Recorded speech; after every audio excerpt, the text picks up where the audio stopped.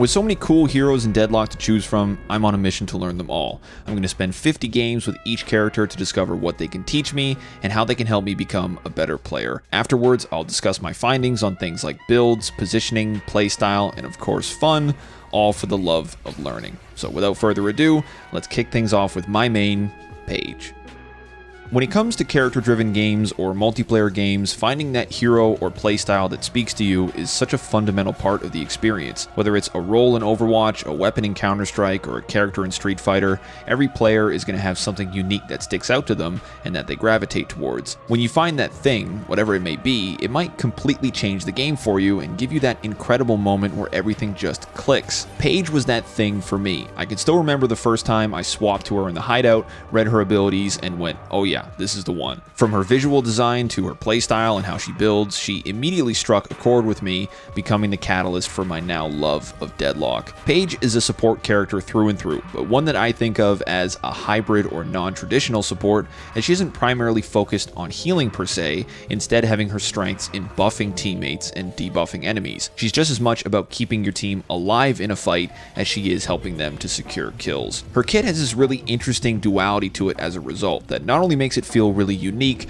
but extremely fun to play and impactful in so many scenarios. Her barriers can save a teammate in a pinch while also letting them dive aggressively for a kill, her root can peel you out of a chase or stuff an enemy's escape, and her ult can completely turn a team fight whether you're saving it, starting it, or ending it. That versatility is exactly what makes Paige stand out to me and what draws me to playing a supporting role in the first place. I find it really fun to be able to directly interact with my teammates, but I don't want to sacrifice my offensive options while doing so. Paige does just that, and while it may not be the flashiest way to play, she has a lot of potential to make a big impact on her games, netting your team more kills and the enemy team less. Even small things like shielding a teammate while they do a Sinners might mean they push an extra wave or steal a camp they might not have risked otherwise, helping you build towards that all-important soul advantage. Whether it's in lane, farming, doing mid-boss, or sieging base, every piece of Paige's kit serves a distinct, valuable purpose, and the more I play her, the more that shines through. Speaking of lane, I think Paige has a really great early game as she applies a surprising amount of pressure when you start with her barriers. Having that free extra health means you can trade really aggressively, hopefully either netting you some kills or helping to keep wave priority. While her gun does deal really good damage early on, I also find it a bit awkward to confirm or deny souls with, so I usually try to play pretty close quarters so I can melee troopers. Paige excels laning with other aggressive heroes as a result, like Lash, Drifter, or even Mirage, as their stick and move style really benefits from Paige's barriers. However, if I find myself in a lane with a more passive hero like a Vindicta or maybe even a 7, I try to use my barriers to play more of a disruptor role, drawing focus while my teammate deals damage from afar. Depending on who I'm laning against will determine whether I go with my dragons or my root as my second ability. When I'm against more aggressive characters like Abrams, Silver, or Apollo, I think the root is great for punishing overextensions, but I generally prefer to go with my dragons second. The reason for that is the first boon comes right around the time small camps spawn, so I can start off being really aggressive with my barriers to try to get wave prio and trade with heroes before I focus on taking camps with my dragons. If I've chipped down the players enough and I have wave prio, I find I can often immediately rush their small camp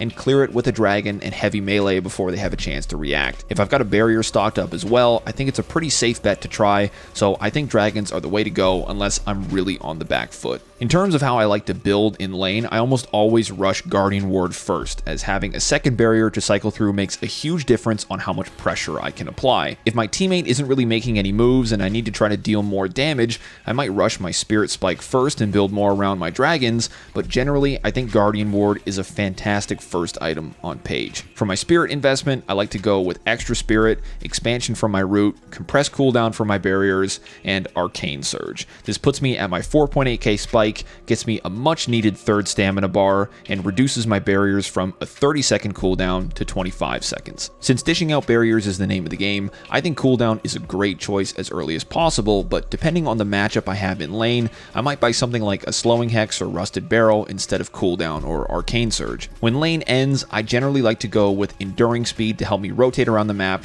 although if you have really good movement, you could always opt for Stamina Mastery over Enduring and Arcane Surge. I personally think that 3 stamina is enough for how I like to play, and the extra spirit power can add a really good chunk to your barriers late game, so with that in mind, I think enduring speed is a great choice. After that, I go with rescue beam for my vitality investment, as well as improved spirit and superior cooldown before it's on to counter buying. One of Paige's biggest strengths, in my opinion, is that she can do so much with so little, as at this point, I'd consider this to be most of my full core build, and it only totals to 13,600 souls. From this point on, I focus the rest of my souls on counter buying and getting any actives I might need to help my team, be it a knockdown, disarming hex, silence wave, or curse. Now, of course, things change game to game, and I adjust the order I purchase items in based on my needs, but that's kind of my general approach for the build. It's around that late lane to early mid game where I start considering counter actives, but often if I have a problematic hero like a Silver or Lash in my lane, I buy those actives earlier.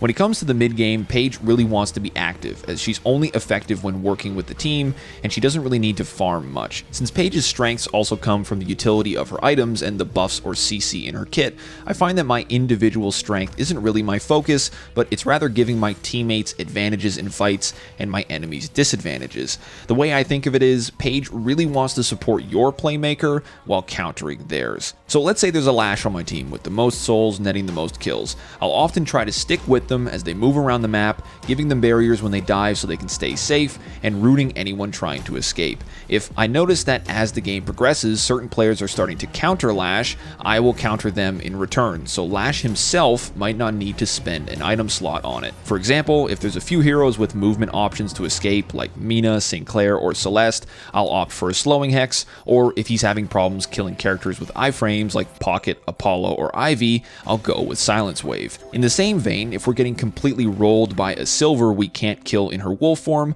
I'll get Disarming Hex to make her easier to kite, and some Spirit Shred to pair alongside the Shred from my root. If there's several problematic heroes that require multiple counters, I'll rush Curse earlier in the game so I can cover as many bases as possible. Paige has so many options to approach the game from a utility standpoint, which I think is directly tied to how solid her kit is at base and how little she needs to invest in herself to make it work well. With stronger or more carry-focused heroes like Geist, Wraith, or Seven, it's a bit of a nuisance when you feel forced to buy a counter item you might not want to, as it gets in the way of maximizing your kit's potential. Paige, on the other hand, doesn't really need to worry about that and can instead dedicate the majority of her itemization specifically to countering, which not only supports your team through the actual use of those counters, but through potentially saving them a much needed item slot. Of course, this idea isn't catch-all, and there's a limit to how much you can counter in a single game. I usually try to focus on one or two heroes on the enemy team I can buy against, and again, I just try to play around my strongest allies. With that in mind though, the absolute best way to maximize your utility and impact as a support player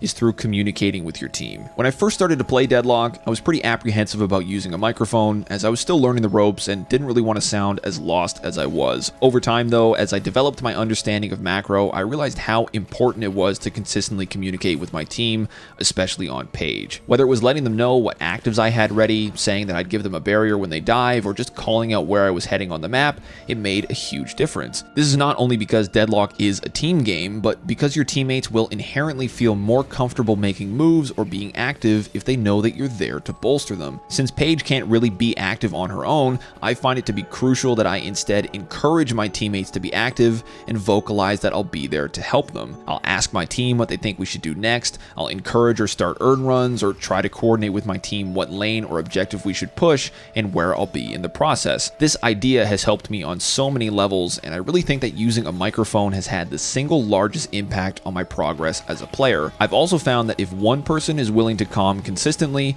others are always more likely to join in, and the best games I've had have always been the ones where most of the team is talking and working together. I'm certainly no expert on macro, and I have a lot to learn about the game, but sometimes just getting the wheels turning for my team was all that I needed to do. If I suggested pushing a walker and a few of my teammates agreed, we might be able to take it, or at least line up for a fight where we might have a numbers advantage. If a teammate thought it was a bad idea and that something else was more optimal or pressing, taking their feedback and working around their plan could not only lead to a success elsewhere on the map, but could teach me an element of macro I hadn't considered. I'd say that this is just generally good practice, but I also think it comes from my personal support-focused mindset, always trying to think of how I can best help the team as a whole. That might be the biggest lesson I've learned from my time with Paige, that Deadlock is a team game, and doing my best to help my team, not just myself, is my recipe for success. I know it can be pretty easy to get bogged down looking at stat lines or fixating on getting kills, but there's so many ways to have an impact on a Deadlock game than just getting kills or dealing damage. While hard carries do happen and singular players can make or break games,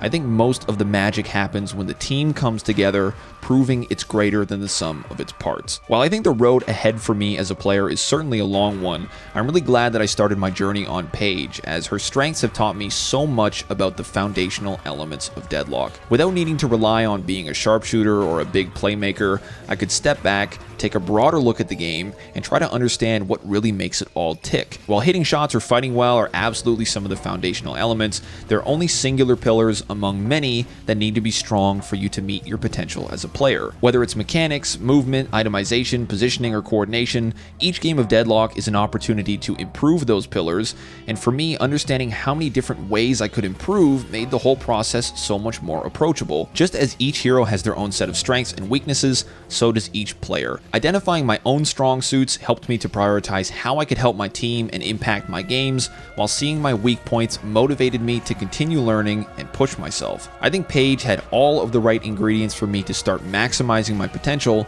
but most importantly, fall in love with learning the game. She might not be the most complex hero or the flashiest to play, but she really does feel perfect for me and my strengths as a player. Having a character to learn through that feels as natural to me as Paige does is really all I can ask for, and I'm looking forward to seeing just how much more I can learn from her in the future. Thanks for watching. Let me know in the comments what you think of Paige and what hero you think I should learn next for the series. I've also put the build ID in the description for my Paige build if you're looking for a place to start, and if you enjoyed the video, subscribe to the channel to keep an eye out for more videos soon.